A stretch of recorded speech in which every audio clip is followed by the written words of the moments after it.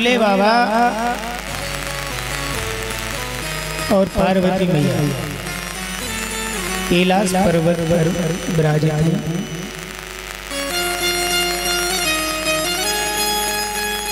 भोले बाबा का विवाह होकर आया है। पार्वती मैया ने देखा इनके पास में तो कोई मकान ही नहीं। आज भोले बाबा कैलाश के पर्वत पर रहते हैं। अच्छी तरीके से भोले बाबा का परिवार चल रहा है। जहाँ किसी का परिवार अच्छा चल रहा हो वहाँ कोई ना कोई विघ्न अवश्य आते हैं। क्योंकि आदमी विचार करता है इसका इतना अच्छा परिवार चल रहा है, क्या करना चाहिए।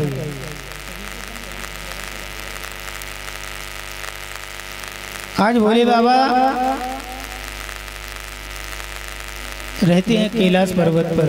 उसी समय देखिए नारद भगवान आते हैं।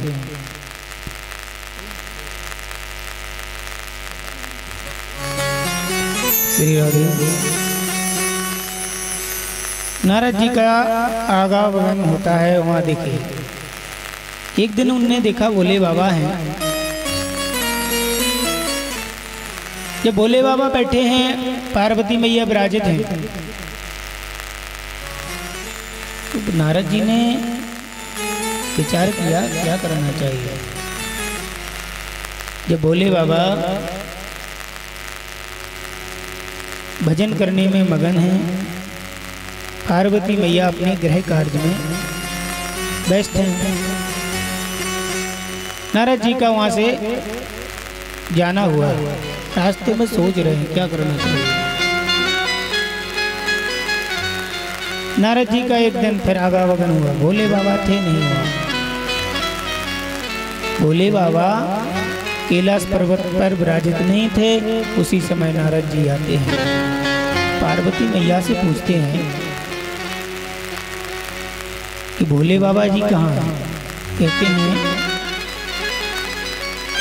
भजन कर रहे हैं, यहीं कहीं होंगे। इतने में नारद जी ने पार्वती मैया को सिखा दिया। क्या सिखा दिया? हे मैया, आप भोले बाबा आपको ज्यादा स्नेह प्रेम करते हैं क्या? पार्वती मैया बोली क्या, हमको तो वो अधिक से अधिक प्रेम करती है। आज जैसे ही भोले बाबा भजन कर रहे हैं भगवान का, तो यहाँ नारद भगवान देखिए पार्वती मैया को सिखा रहे हैं। वो बताते हैं आप भोले बाबा से ये पूछना, आपके गलों में ये पड़े हैं, आपके गले में ये किसके हैं? आज भोले बाबा से पार्वती मैया यही पूछती हैं, स्वामी आप हमको सब बात बताते हो, लेकिन आज आपने इन मुन्नों का कोई रहस्य नहीं बताया जो आपके गले में पड़े हैं। पार्वती मैया हट करने लगी और पूछती हैं। तो भोले बाबा कहते हैं कि जब जब आपकी मृत्यु होती है तो आपके मुन्नों को माला बनाकर मैं इस माला में पोकर अपने शरीर में धारण करता हूँ। पार्वती मैया कहती हैं कि मृत्यु हमारी क्यों होती है? हमारी मृत्यु बार बार क्यों होती है? तो भोले बाबा कहते हैं एक बार हम अगस्त ऋषि जी के आश्रम पर गए तो हमने वहाँ अमर कथा का पान किया। और अमर कथा हर किसी को पान नहीं होती है। जैसे हम आपको बता दें, किसी के पास पैसा ना हो और फिर उसके पास पैसा आ जाए, फिर देखो वो कितना हौसले फूले भरे, क्योंकि उनने देखा ही नहीं। आज जैसे ही पार्वती मैया से भोले बाबा कहते हैं आपने अमर कथा नहीं सुनी। पार्वती मैया कहती हैं आप हमको अमर कथा श्रवण करा। भोले बाबा विचार करने लगे और कहते हैं ठीक है देवी, हम आपके लिए अमर कथा श्रवण कराएंगे, लेकिन हम कथा कहेंगे और आप सुनेंगे, वहाँ 2 व्यक्ति से तीसरा व्यक्ति को ही नहीं होना चाहिए। पार्वती मैया जी तैयार हुई कथा के लिए और भोले बाबा चल देते हैं। कहाँ जाते हैं भोले बाबा? अमरनाथ। और वहाँ पर भोले बाबा ने अपने डमरू का वादन किया और वहाँ से सभी पक्षी जीव जंतु सभी उड़ गए। लेकिन वहाँ एक तोता रहता था, वह उस तोते का अंडा रहता है उस घोंसले में। आज भोले बाबा देखिए पार्वती मैया को कथा श्रवण कराते हैं और पार्वती मैया से कहते हैं भोले बाबा की हम कथा कहेंगे, आप हुंका भर देना। जैसे कोई माता पिता अपने छोटे बालक को कहानी सुनाता है और कहानी सुनने वाला व्यक्ति से ये कहता है कि आप हुंका भरते रहना, हम आपको कहानी सुनाते रहेंगे, तो हमको ये पता लगेगा कि आप लोग सुन रहे हैं। आज ऐसा ही भोले बाबा ने आदेश दिया, पार्वती मैया ने कहा ठीक है। भोले बाबा कथा श्रवण कराते हैं। सच्चिदानंद रूपाय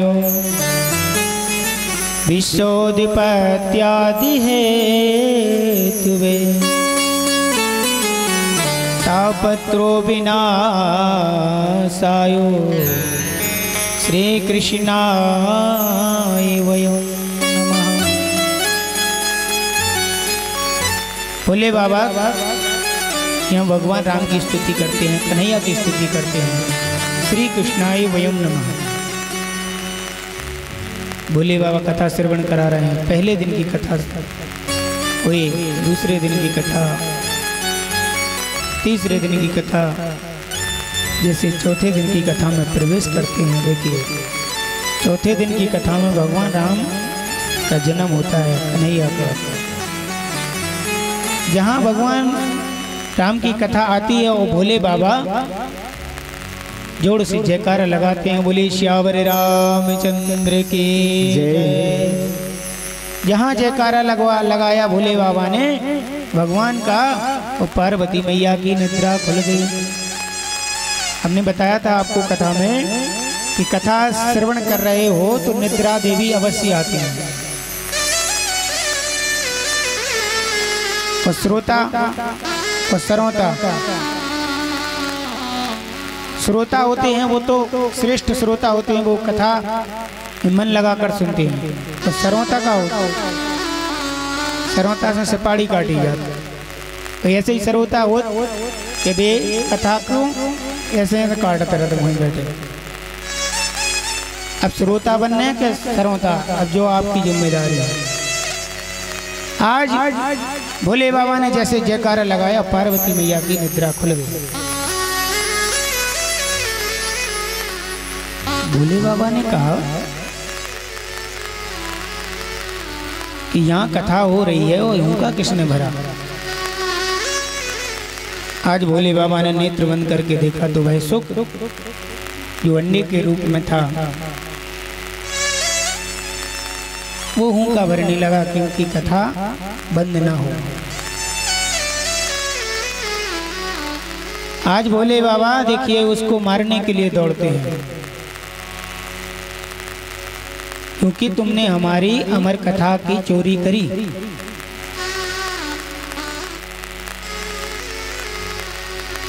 जब अमर कथा की चोरी हो गई तो तोता तीनों लोकों में घूमा, तीनों लोकों में दौड़ने लगा, त्राह त्राह मचने लगी। प्रभु हमको बचाओ, प्रभु हमको बचाओ। उसी पर्वत के नीचे देखिए वेदव्यास जी महाराज रहते थे। वेदव्यास जी महाराज की पत्नी श्री बिट्टा देवी, उनके यहाँ कोई बालक नहीं था। और वह सुख देखिए कहाँ पहुँचता है।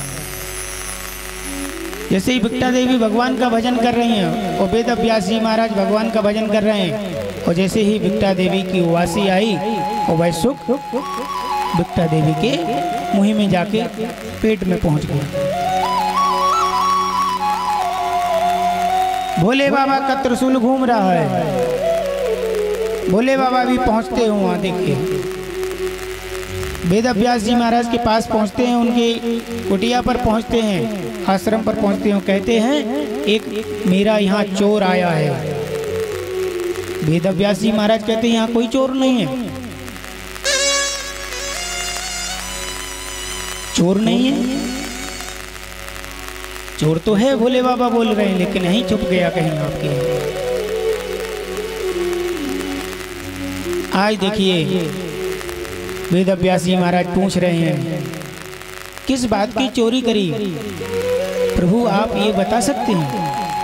भोले बाबा ने कहा कि उसने अमर कथा की चोरी करी है, अमर कथा का पान किया है। लेकिन वेद व्यास जी महाराज कहते हैं जिस व्यक्ति ने यदि अमर कथा श्रवण कर ली है और अमर कथा का पान किया हो वो कभी मर सकता है क्या? भोले बाबा तो इतना सुनकर दंग रह गए।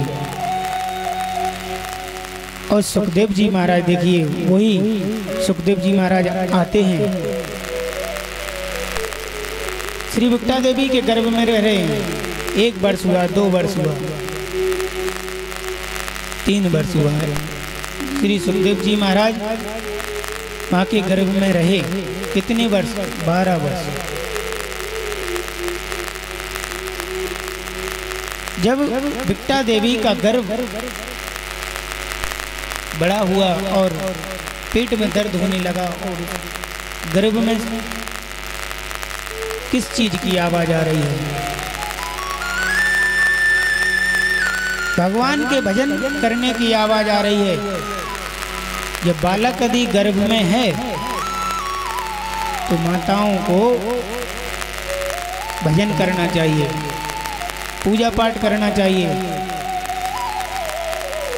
क्योंकि पूजा पाठ आप करेंगे, रामचरितमानस का पाठ करेंगे तो बालक अपना ज्ञानवान होगा, साधु संत ब्राह्मणों का सम्मान करने वाला होगा। यदि पुत्र गर्भ में है, लेकिन आजकल बड़ी विडंबना है, पुत्र गर्भ में है, भजन करने में मन नहीं लगता। क्यों नहीं लगता? क्योंकि ये भजन हर किसी को अच्छा नहीं लगता।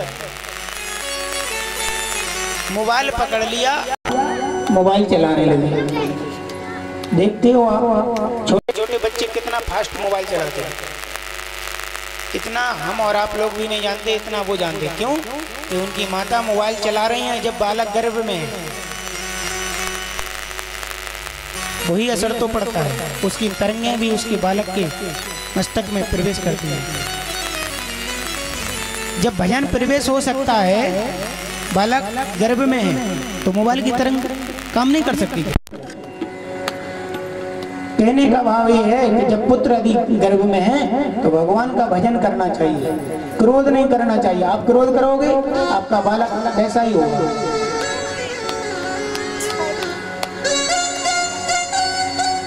आज वेद व्यास जी महाराज भगवान का भजन कर रहे हैं। श्री बिट्टा देवी और बिट्टा देवी कहती है स्वामी मेरे गर्भ में से आवाज आ रही है। किस चीज की आवाज आ रही है? भगवान के भजन की आवाज गूंज रही है मेरे कानों में। क्योंकि उनको तो भोले बाबा ने अमर कथा श्रवण कराई, तो उनको तो पहले ही भगवान की भक्ति मिल गई और गर्भ में ही भगवान को प्राप्त कर लिया। देखिए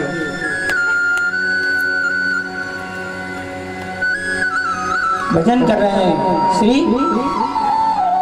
सुखदेव जी महाराज जो गर्भ में है भगवान का।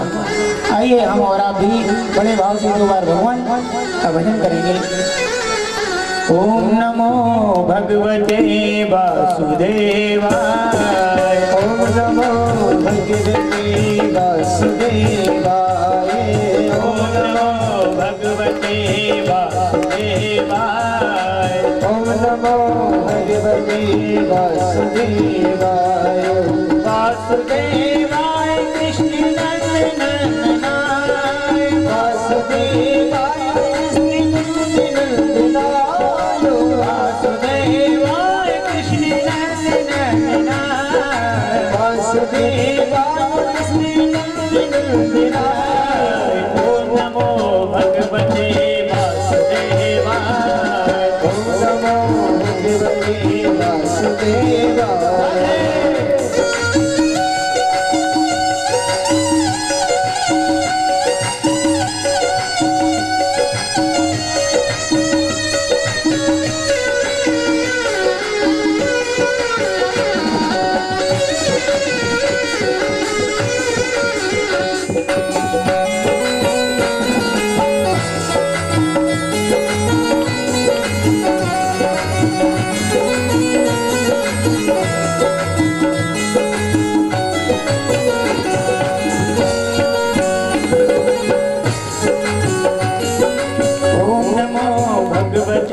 वासुदेवाय। ओम नमो भगवते वासुदेवाय। वासुदेवाय।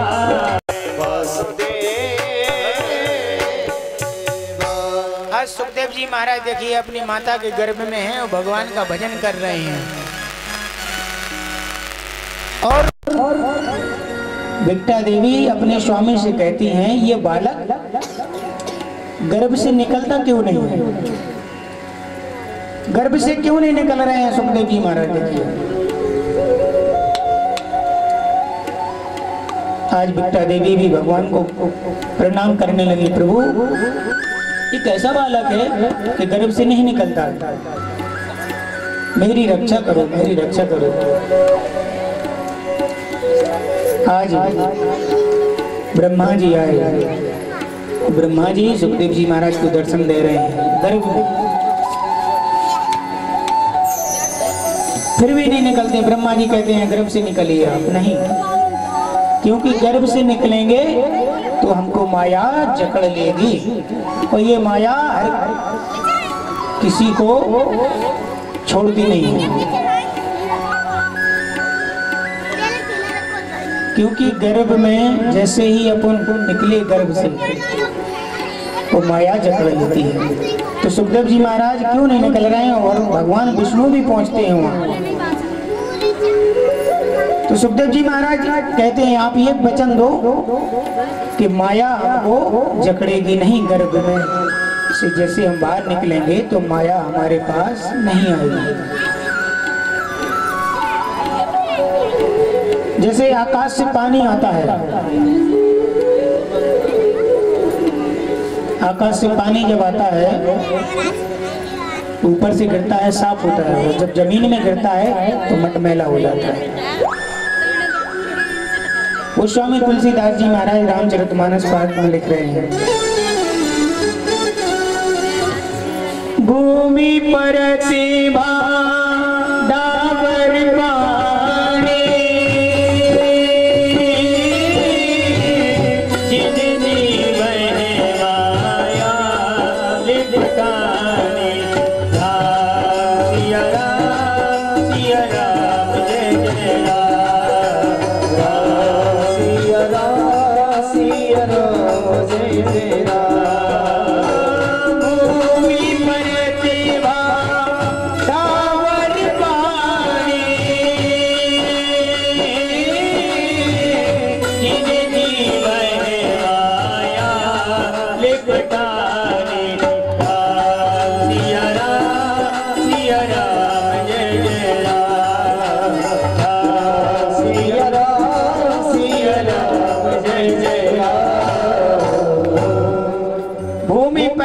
डावर पानी जिम जीवे माया लिपटानी।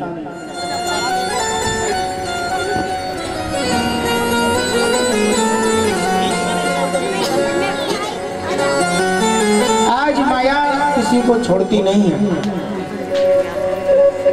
भगवान विष्णु भी वहां उपस्थित हैं। सुखदेव जी महाराज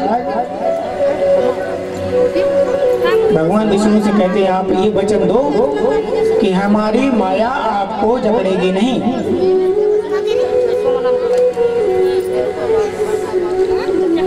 महाराज भगवान विष्णु भी देखिए आशीर्वाद देते हैं। गर्भ में रहते हैं, जब गर्भ में जब जीव रहता है तो कहता है मैं भगवान का भजन करूंगा। इतना कष्ट हम और आप जो गर्भ से बाहर निकल कर आते हैं, इतना कष्ट बाहर नहीं है, इतना कष्ट गर्भ में है।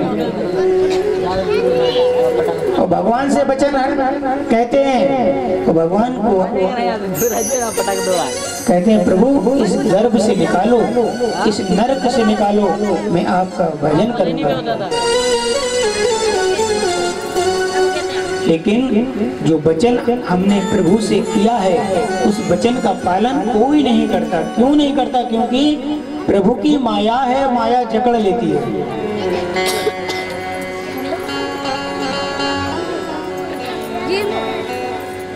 भगवान के भजन में मन नहीं लगता। एक घड़ी आधी घड़ी आदि में पुण्याद, तुलसी संग दुसाद के हरहि कोटि अपराध।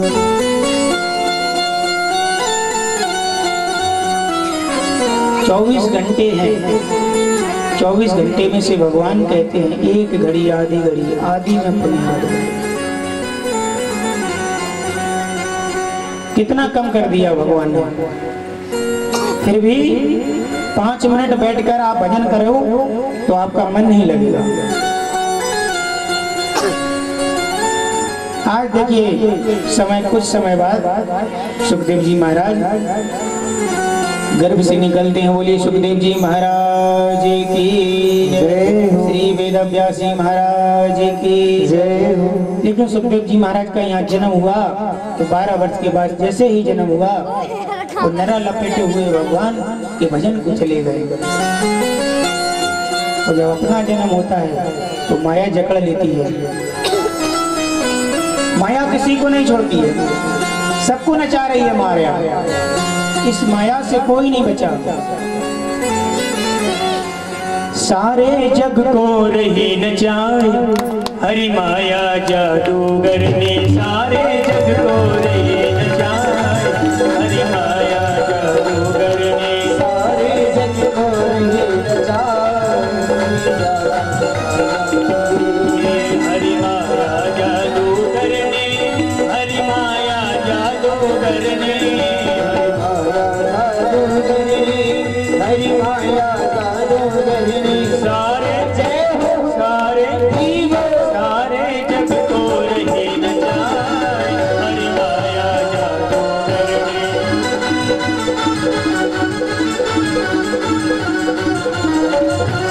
जय हो।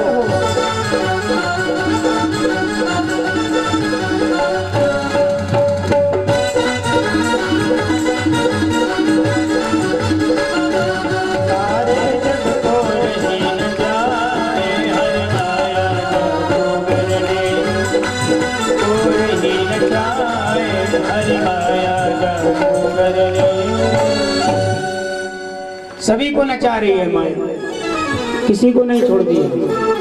ये माया है किसकी? माया जानते हैं आप लोग? भगवान विष्णु की माया है।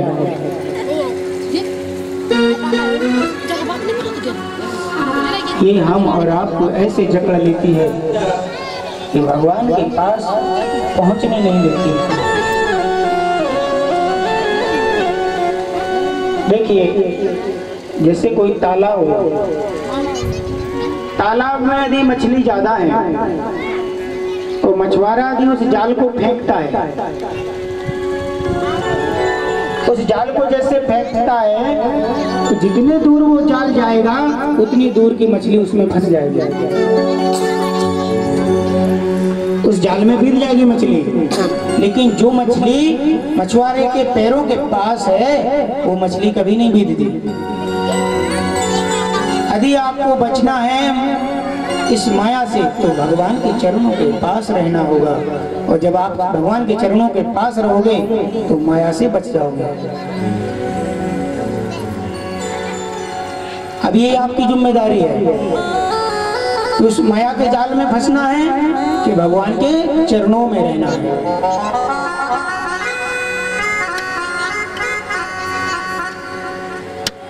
आज सुखदेव जी महाराज भगवान का भजन करने के लिए जंगल में जाते हैं। जंगल में जा रहे हैं।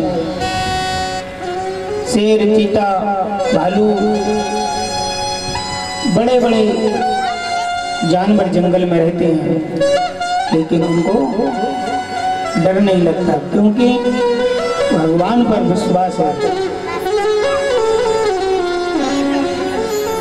भगवान पर यदि भरोसा है तो सब कुछ अच्छा होगा।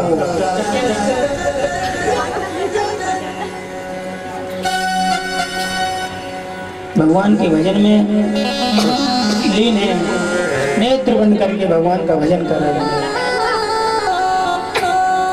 भगवान को याद करते हैं। क्योंकि 12 वर्ष में ही भगवान को प्राप्त कर लिया। आज जंगल में भी भगवान का भजन करने के लिए गए।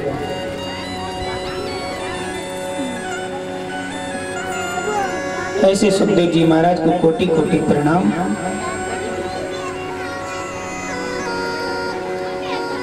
आज संत महाराज बैठे हैं, वेदव्यास जी महाराज बैठे हैं और पुत्र के विलाप में भगवान का भजन कर रहे हैं। अच्छा, संतों का सबसे बड़ा धन क्या होता है? संतों का सबसे बड़ा धन होता है राम नाम। वृंदावन में जाइए आप, वृंदावन में संतों के लिए इतने पैसे की जरूरत नहीं है। वो तो कहते हैं सबसे बड़ा मेरा धन है तो राम नाम है। एक व्यक्ति गया संत महाराज के पास में, प्रभु आपका क्या धन है?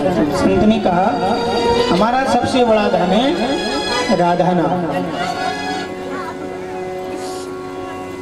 क्योंकि जहां राधा नाम है वहां कन्हैया अवश्य आएंगे। एक साधे सब सदे और सब साधे सब जाओ। एक ही देवता को पकड़ लो, कोई से भी देवता हो, उद्धार हो जाएगा। संत क्या कहते हैं वृंदावन में? हमारा तो धन है राधा नाम, उससे बड़ा कोई धन नहीं है। और वृंदावन में भक्ति है, ज्ञान वैराग है, लेकिन ज्ञान वैराग का बुढ़ापा। वृद्ध पड़े हैं, अचेत अवस्था में पड़े हैं। यहाँ भक्ति महारानी अपने पुत्रों को देखकर रोती है, विलाप करती है। उसी समय नारद भगवान पहुंचते हैं वृंदावन में। वृंदावन में पहुंचते हैं, पूछते हैं आप इतनी विलाप क्यों कर रहे हैं? जिस माता के पुत्र वृद्ध पड़े हो और माता युवा को, वहां तो विचार करना पड़ेगा भगवान को। मैं हर जगह गई,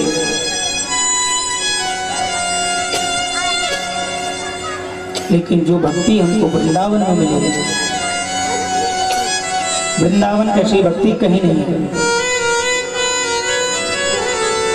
वृंदावन में भक्ति महारानी नृत्य कर रही है। वृंदावन में भक्ति करने के लिए कौन जा रहा है? वृंदावन में भक्ति करने के लिए चलने के लिए तैयार कौन कौन है? आज नारद भगवान ने कहा कि भगवान का भजन करिए, ये अचेत अवस्था में पड़े हैं, ये सही हो जाएगा। आज जैसे ही वृंदावन में देखिए भक्ति महारानी ताता थैया करके नाच करते हैं, और वृंदावन में बड़े ही भाव से सभी लोग कृपया शांत बैठे, आराम से व्यवस्था बनाए। वृंदावन में कौन कौन जाना चाहता है? एक बार हाथ खड़ा करें। अरे मन से पहुंच जाओगे। मन की इतनी बड़ी गति है कि आप एक क्षण यहाँ बैठे हैं तो एक क्षण में वृंदावन पहुंच जाएंगे, बम्बई पहुंच जाएंगे, भोपाल पहुंच जाएंगे, जहाँ जाना हो मन की गति। आप अच्छा एक आप विचार करें, संसार को देखना है तो नेत्रों की जरूरत पड़ती है, नेत्र को जरूरत पड़ती है। संसार को यदि देखना है तो नेत्र खोलकर देखोगे आप, लेकिन जिसने संसार बनाया है और आप उसको देखेंगे तो नेत्र बंद करके देख पाएंगे आप। एक बार नेत्र बंद करके देखो, भगवान दिख जाएंगे आपको। दिख रहा है?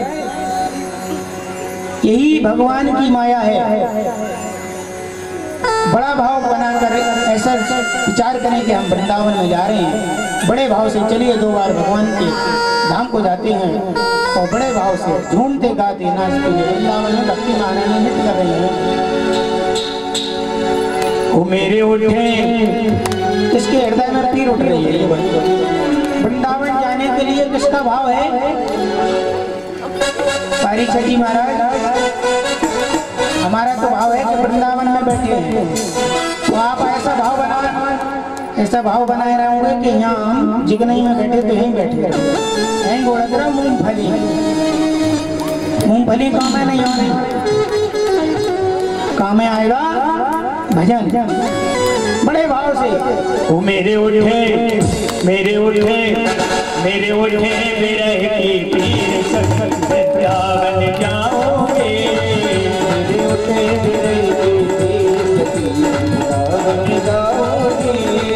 मेरे मेरे उठे मेरे उठे मेरे उठे मेरे सत्यावन जाओगे, सभी लोग तालियों के साथ जाओगे, वृंदावन जाओगी सखी बरसाने जाओगे, जाओगी सखी बरसाने जाओगे,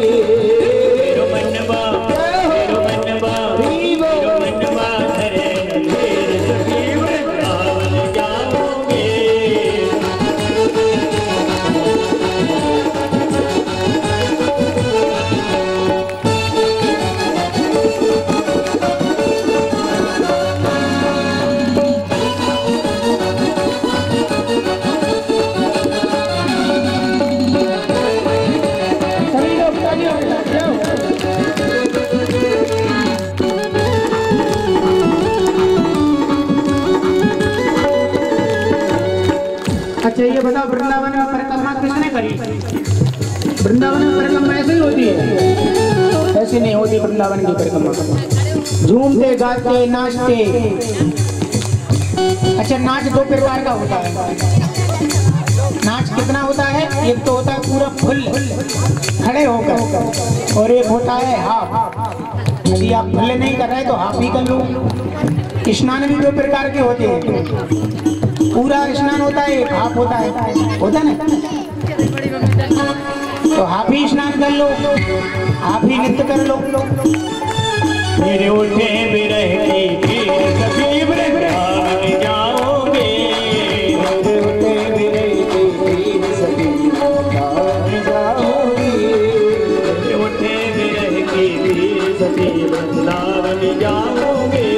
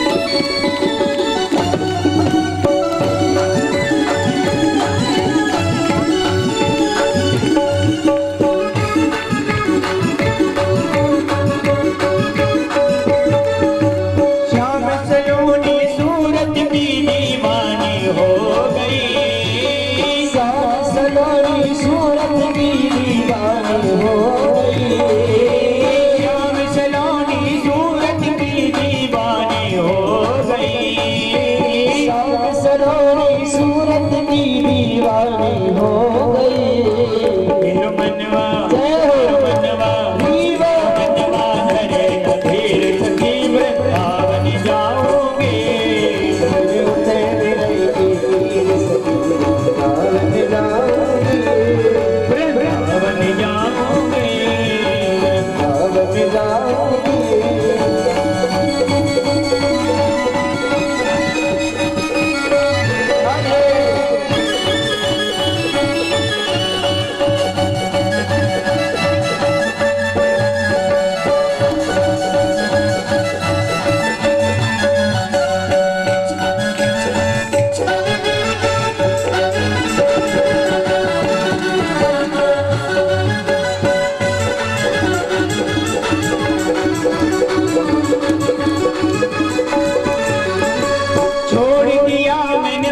भोजन पानी श्याम की याद में। छोड़ दिया मैंने भोजन पानी श्याम की याद में। छोड़ दिया मैंने भोजन पानी श्याम की याद में। छोड़ दिया मैंने भोजन पानी श्याम की याद में। फिर मनवा मनवा मनवा धरे नंदीर सखी